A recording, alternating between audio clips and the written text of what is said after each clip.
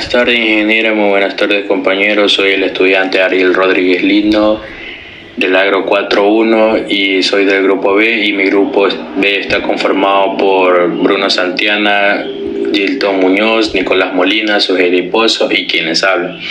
Pues el día de hoy les voy a hablar sobre lo que es la polinización y fertilización. Bueno, en el índice tenemos lo que es la polinización y fertilización. En polinización, pues encontramos los polinizadores, tipos de polinización. En ellos abarcan lo que es la polinización entomófila, ornitofila, zoófila, anemófila, hidrofila, artificial, polinización natural, directa, cruzada.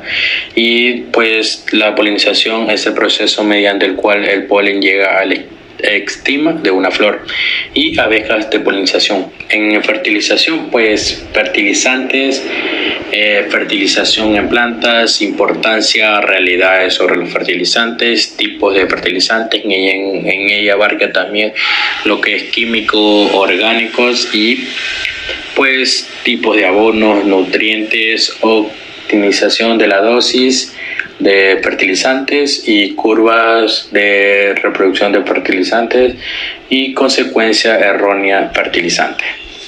La polinización, pues la polinización es el proceso por el cual se da una transferencia de polen de la parte masculina o el órgano reproductor masculino, que es estambre, de una flor hasta la parte femenina u órgano reproductor femenino, que es estigma. Pues proceso clave para que el mantenimiento de la viabilidad y la diversidad genética de las plantas con flor. De esta manera se logra la germinación y fecundación de óvulos de la flor, dando lugar a semillas y frutos, y logrando una mejora de su calidad y cantidad, junto con una mejora de las características de la descendencia, pues la fecundación genera que el pistilo de la flor se convierta en un fruto, mientras que los óvulos se transforman en semilla.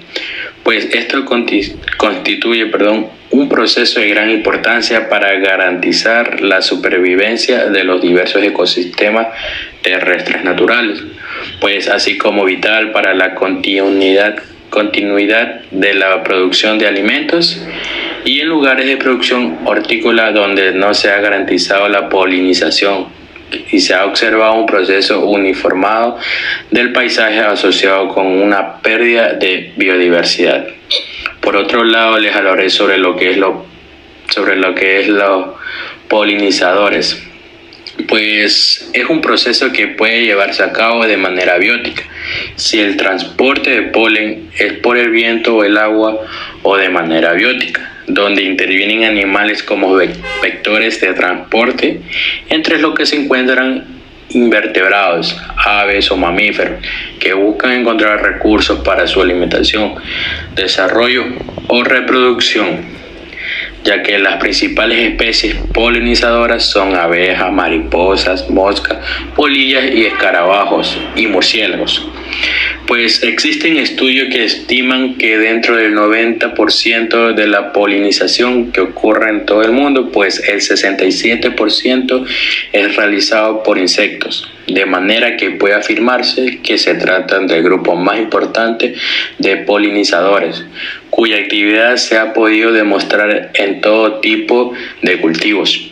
Por todo ello, pues actualmente existen diversas líneas de investigación, pues centradas en el estudio de la pérdida de estos organismos, así como de los servicios que proveen. Bueno, los polinizadores pues también reciben el nombre de agentes polinizadores o vectores de polinización. Pues existen flores que pueden ser polinizadas por diferentes vectores polinizadores, en cuyo caso pues reciben la denominación de especies generalistas. Pues mientras que en determinadas especies únicamente solo pueden ser polinizadas por determinados vectores, las cuales se conocen como especialistas. En cualquier caso, la polinización pues implica una serie de beneficios mutuos por la planta y el polinizador, ya que el polen es un recurso de gran importancia, puesto que proporciona aproximadamente el 20% de carbohidratos, y así pues como el total de proteínas. Y el néctar pues constituye el 80% de los requerimientos de azúcar, motivo por el cual es su principal fuente de energía. Perdón. Bueno, ahora les voy a hablar sobre los tipos de polinización. En ella encontramos lo que es la polinización entomófila, polinización ornitófila, polinización zoolófila, polinización anemófila, polinización hidrófila, polinización artificial y polinización natural y polinización directa. La polinización entomófila pues lleva a cabo por insectos procesos de polinización o polinizadores. Dentro de este grupo se encuentran los himenópteros, que son abejas, abejorros, hormigas y avispas, que poseen mandíbulas masticadoras con mucha fuerza, dicteros, que son moscas, y lipidectores, que son mariposas y polillas. Los himenópteros prefieren plantas con grandes cantidades de polen o néctar que se encuentren accesibles. Y la polinización ornitófila, pues la polinización es polinización cruzada realizada por la intervención de aves. La polinización zoolófila, pues esta se da como consecuencia de la acción de animales polinizadores. La polinización anemófila pues forma parte de la polinización de tipo abiótico, puesto que es el agente que actúa es el aire o el viento, y se da fundamentalmente en coníferas o gramíneas, las cuales producen grandes cantidades de polen de peso reducido, de manera que puedan flotar con el viento. Estas especies pues suelen tener largos estambres y pistilos. Polinización hidrófila, producida por el agua, aunque no es un mecanismo muy extendido. La polinización artificial. La polinización artificial es la que se produce con intervención del ser humano, ya que la polinización también puede ser manual o artificial, como lo mencioné, y esto sucede cuando el ser humano reemplaza a la naturaleza durante todo el proceso de polinización y controlar la reproducción. Esta decisión se puede tomar por dos motivos: si hay escasez de agentes polinizadores naturales en cultivo agrícola, o si se desea evitar alteraciones en la característica específica de una determinada planta. Para lograrlo se embolsan las flores para evitar que lleguen otros agentes. Se recoge el polen del estambre y se traslada hacia el estigma, y luego se envuelven a cubrir hasta que se efectúe la fecundación. Polinización natural, pues la polinización natural es la que se produce sin intervención del ser humano, ya que los casos de polinización directa, anemofilia, hidrofilia y entomofilia, pues se consideran ejemplos de polinización natural. Después de años de evolución, las especies se han encontrado las necesidades específicas que tienen para transportar su polen de forma natural y así reproducirse. Todas estas tipologías se desarrollan naturalmente sin intervención humana. Y por último tenemos todavía tenemos lo que es la polinización directa, ya que esta polinización directa o autopolinización sucede cuando el grano de polen llega solo desde el estambre al estigma de la misma flor. A estas especies se la denomina autógamas. La ventaja de esta tipología es que en caso de ausencia de agentes polinizadores externos, las especies pueden reproducirse igual. Además, prácticamente no existe desperdicio de polen, debido a que los granos realizan distancias cortas, y que algunos ejemplos de plantas autógamas son el maní, la arveja y el frijol y el mango. Y por último tenemos lo que es la polinización cruzada. Pues la polinización cruzada ocurre cuando el polen se transporta de una planta a otra a través de un vector externo, biótico o abiótico. Existe polinización cruzada cuando intervienen insectos, tanto como abejas, mariposas, avispas. aves, colibríes o murciélagos, agua o viento. Este tipo de polinización pues es necesario cuando los órganos masculino y femenino no están en la misma especie o cuando aparecen en momentos diferentes del crecimiento. El girasol, el almendro y los melones son algunos de los muchos ejemplos de especies que necesitan de la polinización cruzada para reproducirse. Bueno, ahora les voy a hablar sobre la polinización, que es el proceso mediante el cual el polen llega al estigma de una flor. Pues en ese lugar el estigma pues se concreta un acto esencial para la reproducción de las plantas, la fecundación, es decir, el surgimiento de las semillas y frutos.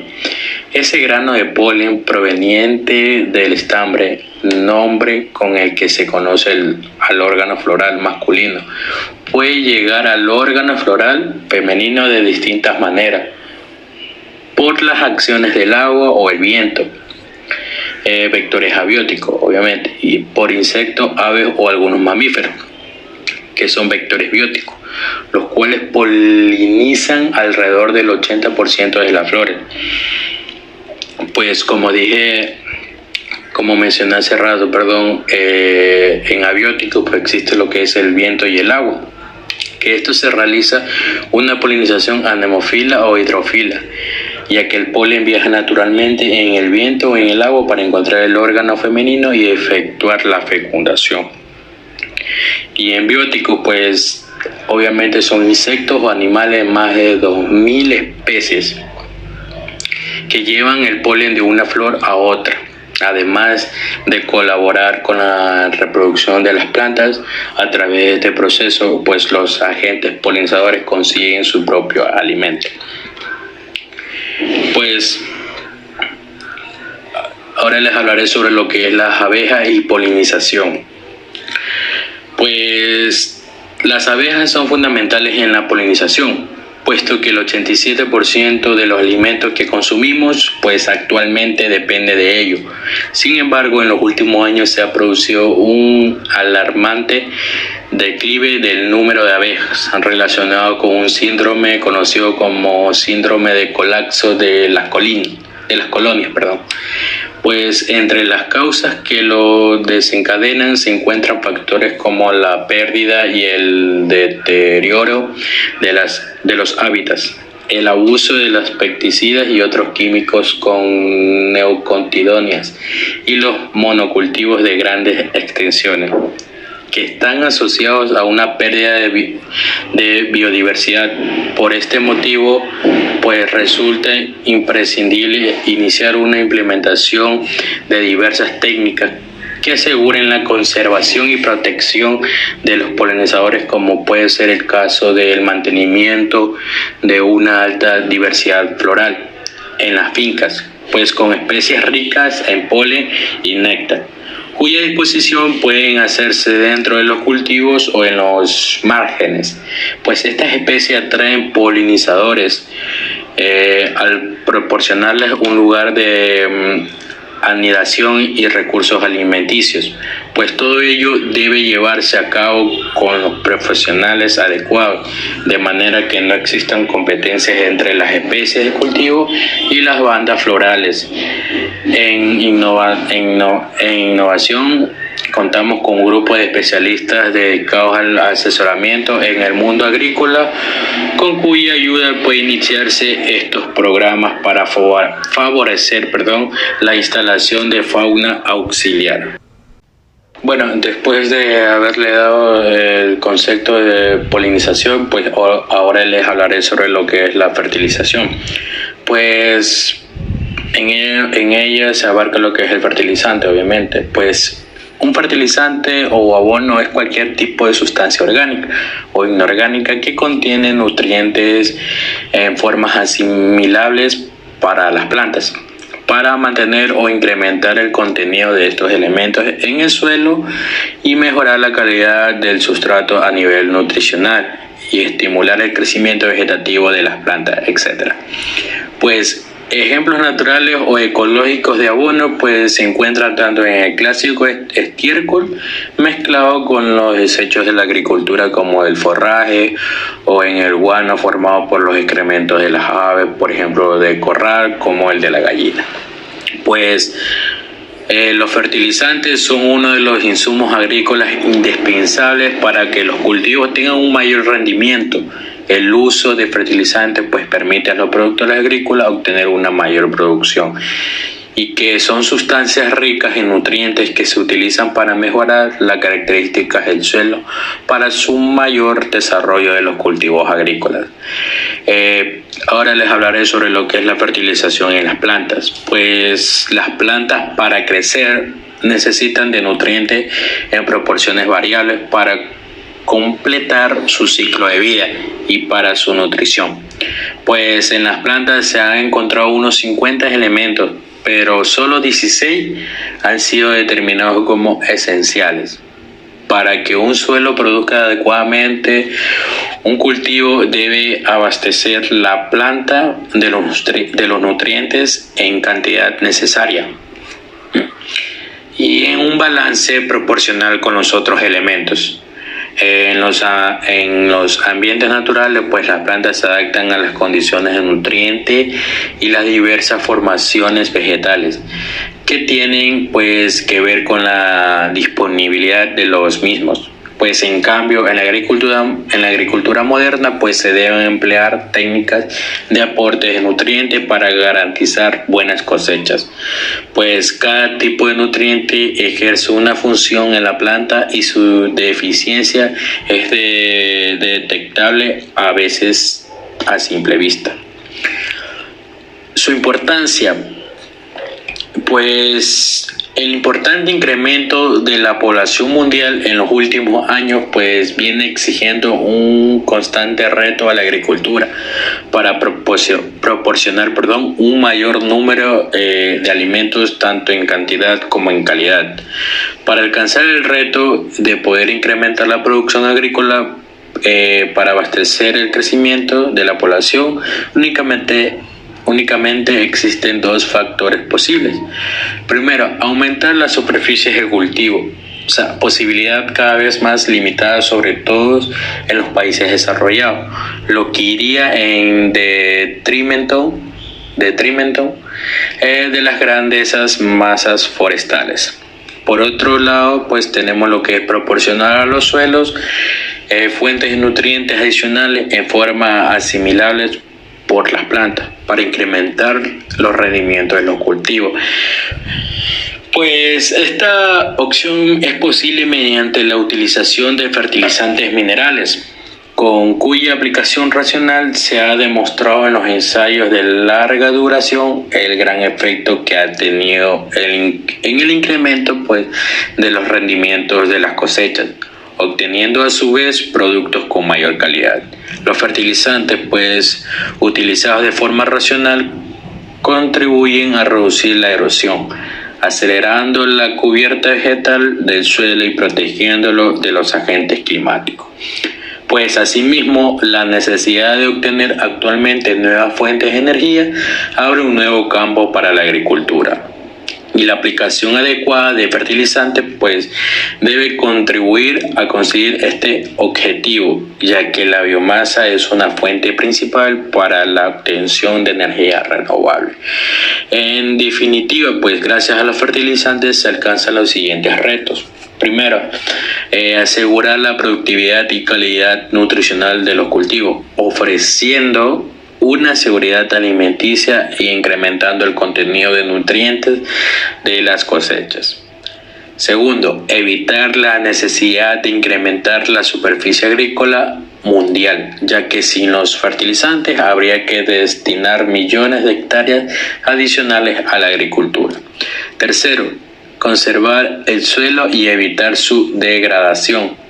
Y en definitiva mejorar la calidad de vida del agricultor y de su entorno. Cuarto y último punto, contribuir a la mayor producción de materia prima para la obtención de energías alternativas. Ahora le voy a hablar sobre las realidades sobre los fertilizantes.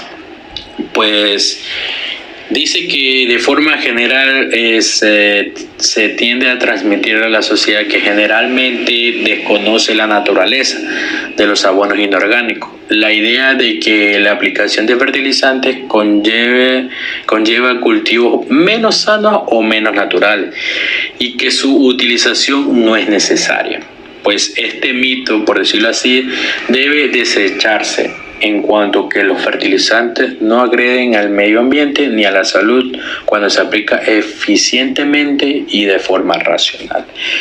Pues en relación con todo lo tratado a continuación se enumeran diversas realidades sobre los fertilizantes inorgánicos que pueden ser de interés. Primer punto, tenemos los fertilizantes que son necesarios y gracias en parte a ellos se obtienen grandes beneficios para la producción alimenticia y la obtención de energías renovables. Sin los fertilizantes, vuelvo y repito, se tendrían que cultivar millones de hectáreas adicionales a nivel mundial para poder alimentar a una población en constante crecimiento.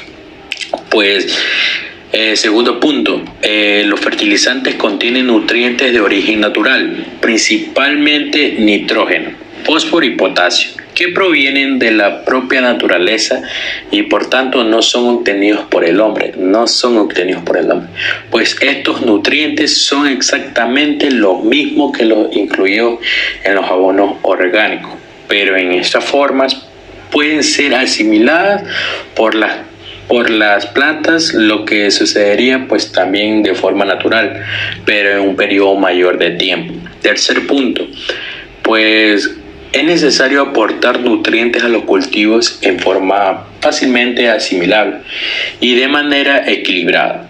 Lo que se consigue con los fertilizantes minerales propiamente dicho, ya que se aportan las cantidades necesarias de nutrientes asimilables en los momentos adecuados. Cuarto punto, no existen ningún soporte ni evidencia científica que demuestre que la agricultura ecológica es nutricionalmente superior a la tradicional, aunque las palabras natural y orgánico pues así lo hagan creer a la sociedad. La realidad es que los fertilizantes permiten aportar nutrientes necesarios a los cultivos y mejorar la calidad de las cosechas. Quinto y último punto, el uso eficiente, racional y responsables de los fertilizantes, pues principio que siempre se ha fomentado desde el sector industrial. No es perjudicial para el medio ambiente, sino por el contrario, pues mejora la fertilidad del suelo. Todos los excesos son malos, pero no por ello se debe cuestionar el consumo de un producto que aporta importantes ventajas a la sociedad. Una intoxicación de medicamentos puede ser perjudicial para la salud, pero no por ello se cuestiona su consumo ni se fomenta prescindir de ellos. Ahora les hablaré sobre tipos de fertilizantes. Obviamente en ello encontramos dos que son los más importantes, tanto como químicos y orgánicos. Bueno, en químicos sabemos que son nutrientes elaborados por el hombre que generalmente son de origen mineral, animal, vegetal o sintético.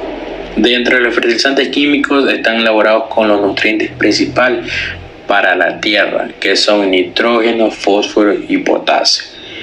Y en orgánico pues también sabemos que son aquellos que se forman naturalmente con una nula o poca participación del hombre. Para su formación pueden ser de origen mineral, vegetal, animal o mixto. Un ejemplo de fertilizante orgánico es el estiércol.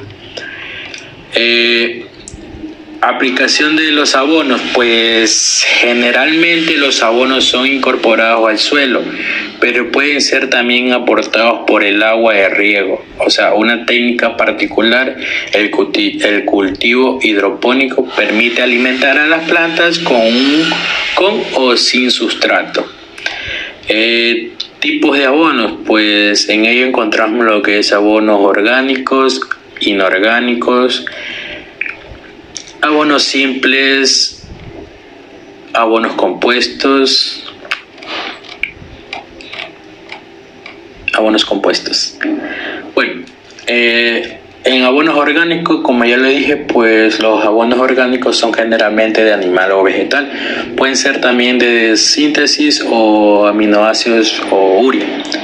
Pues los primeros son típicamente desechos industriales, tanto como desechos de matadero, que puede ser sangre desecada, cuerno tostado, desecho de pescado, lodo de depuración de aguas.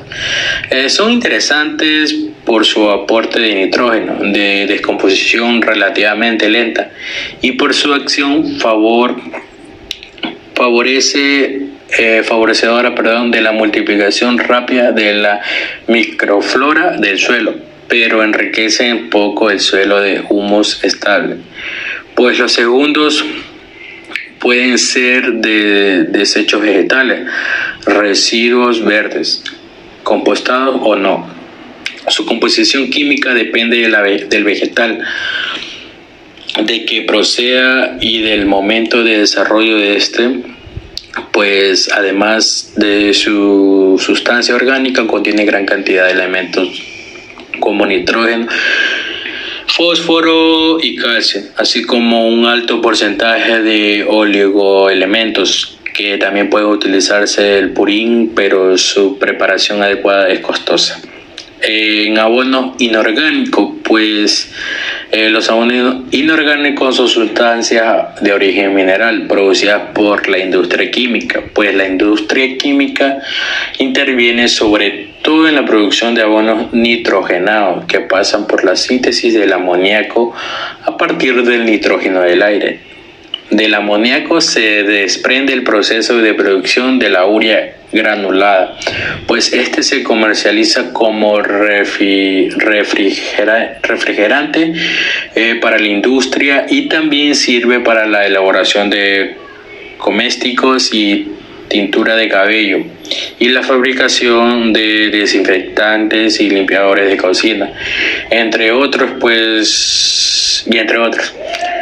Pues por otro lado, intervienen en la fabricación de abonos complejos. Los abonos compuestos pueden ser simplemente mezclas, y a veces realizadas por los distribuidores cooperativos o intermediarios. Pues existen muchas variedades de abonos que se denominan según sus componentes. El nombre de los abonos minerales pues están normalizados en referencia a sus tres principales componentes, NPK. Se pueden clasificar según el estado físico en el que se comercializan. En ello tenemos dos, que son sólidos y líquidos. Pues en los sólidos muchos fertilizantes NPK son urea y etcétera. Tanto en líquidos, pues algunos fertilizantes NPK son aminoácidos, ácidos, húmicos y etcétera. Ahora, en abonos simples, pues son abonos formulados con un solo nutriente. Pueden ser nitrogenados, fosfatados, potásicos, que destacan urea. Y correctores de carencias simples. En correctores de carencias simples, pues son fertilizantes de un determinado nutriente para corregir una carencia obviamente determinada, que también se llaman enmiendas minerales. Se emplean por la corrección de problemas importantes derivados de la escasez o ausencia de un determinado elemento en el suelo, desequilibrios nutricionales, corrección de problemas de acidez, etc. Dentro de las enmiendas, pues minerales destacan dos puntos importantes: enmiendas calizas y enmiendas magnésicas. En enmiendas calizas pues se recogen aquellos productos y materiales utilizados tanto para aportar este elemento como para elevar el pH del suelo, de suelos ácidos. Pues destaca el carbonato de calcio de roca calcárea, mólida, arena calcárea, creta fosfatada y etcétera. El carbonato de calcio y magnesio, pues el sulfato de calcio, etcétera. Aunque estos últimos serían enmiendas calizas o dobles, ya que contienen dos elementos nutricionales. En enmiendas magnésicas, pues se incluyen muchos de los productos anteriores, que contienen magnesio en su formulación, como el carbonato de magnesio o magnesita, dolomita, etc. Y el sulfato de magnesio, kieserita y etc., ya que este último también se trata de una enmienda mineral doble. En algunos compuestos, pues están formados por dos o más nutrientes principales, tanto como nitrógeno, fósforo y potasio, pues pudiendo contener algunos de los tres nutrientes secundarios como calcio, magnesio y azufre, o de los micronutrientes boro, cobre, hierro, magnesio, molibdeno o zinc, pues esenciales para el crecimiento de las plantas, aunque en pequeñas cantidades sí se compara con los nutrientes principales y secundarios. Ahora les hablaré sobre lo que es los nutrientes. Pues algunos nutrientes tienen mayor incidencia en las enfermedades de las plantas que otros. Sin embargo, cabe señalar que el mismo nutriente puede disminuir la incidencia de una enfermedad, pero aumentar la incidencia de otras. Cada elemento debe estar en la concentración adecuada dentro de unos parámetros que no se deben superar. La nutrición mineral tiene un papel importante en la lucha contra las enfermedades. Todos los nutrientes esenciales afectan a la salud de las plantas y su susceptibilidad a las enfermedades, ya que las plantas que sufren un estrés nutricional serán más susceptibles a las enfermedades, mientras que las plantas que reciben una nutrición adecuada son más tolerantes o resistentes a las enfermedades. En ello encontramos lo que es el nitrógeno, fósforo, potasio, calcio, magnesio. En nitrógeno pues favorece el crecimiento, obviamente, y en ello encontramos sus deficiencias y exceso. En su deficiencia son bajos rendimientos, madurez prematura, hojas de color verde claro. En exceso pues poca resistencia frente a enfermedades y plagas, madurez retardada, hojas de color verde azulado oscuro. El fósforo pues influye en la formación de semillas y en la formación de raíces. En ella también encontramos su deficiencia y exceso. En deficiencia son malformación de raíces, retraso en la floración y la madurez. Exceso, pues la fijación del zinc en el suelo, o sea, bloqueo. En potasio, también influye en la firmeza del tejido, solidez del tallo, resistencia y calidad del fruto. En ella también encontramos deficiencia y exceso, pues deficiencia, bajo rendimiento, mala calidad de la cosecha, mayor necesidad de agua y menor resistencia a heladas, enfermedades y plagas. En exceso, pues la reducción de la calidad alimenticia de la planta. Calcio. Fortalece las raíces y paredes de las células y regula la absorción de nutrientes, y en ella solo encontramos en exceso, que perjudica la asimilación de potasio, sodio y magnesio. Y por último tenemos lo que es magnesio, pues es la parte elemental en compuestos importantes como la clorofila, y en ella solo encontramos deficiencia, que es amarillamiento del tejido foliar causado por la falta de clorofila. Ahora les voy a hablar sobre optimización de la dosis de fertilización.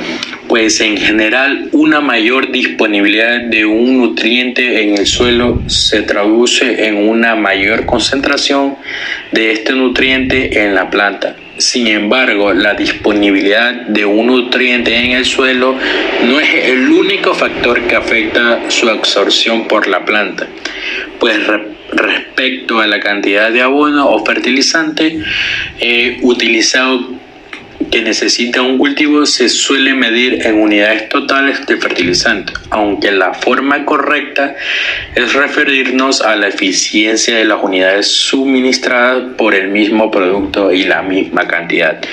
Pueden dar resultados muy diferentes.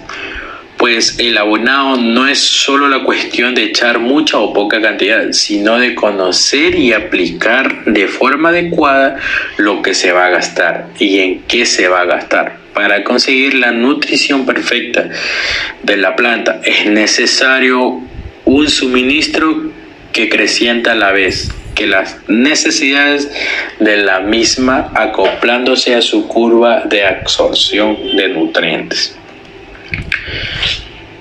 Ahora les voy a hablar sobre la curva de respuesta a la aplicación de fertilizante.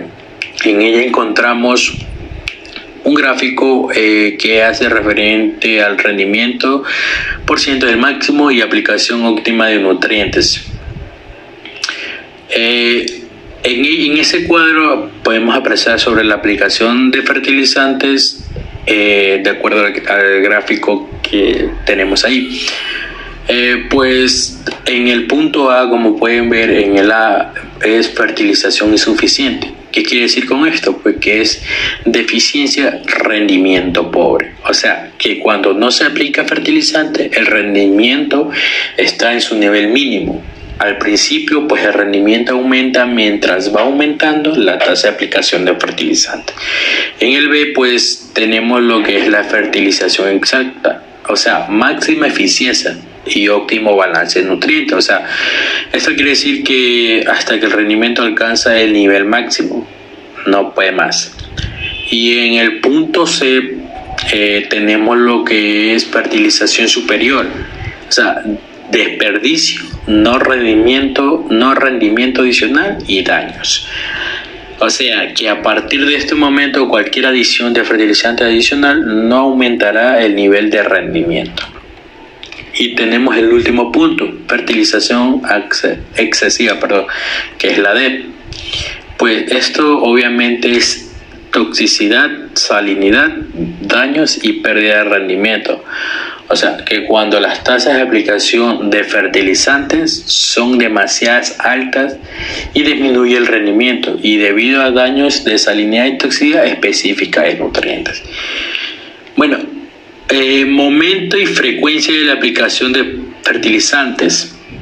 Pues el momento de aplicación de fertilizantes repercute el desarrollo en la reproducción final de los cultivos. O sea, suministrar el fertilizante en el momento adecuado aumenta los rendimientos, reduce las pérdidas de nutrientes, aumenta la eficiencia del uso de los nutrientes y previene daños al medio ambiente.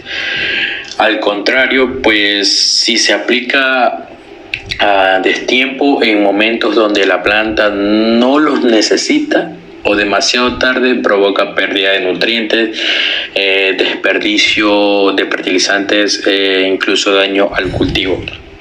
Pues los ensayos de campo han demostrado que dividir la aplicación de fertilizantes para que pueda actuar en el momento que se requiera aumenta los rendimientos. O sea, las plantas necesitan diferentes cantidades de nutrientes en diferentes etapas de crecimiento, ya que el momento óptimo para la aplicación de fertilizantes es por lo tanto determinado por el patrón de absorción de nutrientes del cultivo. Para el mismo cultivo, pues cada nutriente tiene un patrón de consumo individual. Ahora, y por último, les voy a hablar sobre lo que es las consecuencias de una errónea fertilización. Pues las consecuencias de una mala fertilización son muy variadas. Las más comunes son la erosión del suelo, la salinización y contaminación del agua. En la erosión del suelo, pues es provocado por un excesivo de fertilizantes y plaguicidas, que es uno de los principales problemas a nivel global. En España, pues según datos de la Asociación Española de Agricultura de Conservación, pues el 50% del suelo agrícola está clasificado con un riesgo medio alto de erosión, provocando pérdidas del suelo cultivable y de degradación del suelo agrícola. En la salinización, Pues el tipo y la cantidad de fertilizantes aplicados al suelo, afecta su salinidad. O sea, algunos fertilizantes contienen altos niveles de sal que son potencialmente perjudiciales. Y por último y más importante tenemos la contaminación del agua, pues cuando los fertilizantes y plaguicidas son utilizados en exceso pueden ocasionar contaminación en el agua de los ríos, mares, pero también en los acuíferos o pozos subterráneos. A los primeros llegan arrastrados por la lluvia o por los conductos terrestres, mientras que a los segundos por la filtración natural de los suelos. Después de todo esto, pues además de estas consecuencias más conocidas, también debemos de tener en cuenta la influencia que tienen los nutrientes esenciales en la salud de las plantas y su susceptibilidad a las enfermedades, ya que las plantas que sufren un estrés nutricional serán más susceptibles a las enfermedades, mientras que las plantas que reciben una nutrición adecuada son más tolerantes o resistentes a las enfermedades. Algunos nutrientes tienen mayores incidencias en las enfermedades de las plantas que otros. Sin embargo, cabe señalar que un nutriente particular puede tener efectos opuestos sobre diferentes enfermedades y bajo diferentes ambientes. Es decir, el mismo nutriente puede disminuir la incidencia de una enfermedad, pero aumentar la incidencia de otras. Pues el pH del suelo, o sea, las formas de nitrógeno y la disponibilidad de los nutrientes desempeñan un papel importante en el manejo de las enfermedades. Manipulación de los nutrientes pueden llevarse a cabo directamente por la aplicación de los fertilizantes adecuados o indirectamente a través del uso de diferentes prácticas culturales como el encalado del suelo para ajustar el pH, el riego, las enmiendas orgánicas, labranza y etc. Y pues la integración de la selección de variedades, las prácticas culturales y los tratamientos químicos y la nutrición mineral son el mejor enfoque para el control de las enfermedades de las plagas. Muchas gracias. Esto ha sido mi exposición sobre fertilización y polinización. Espero sea de su agrado. Gracias.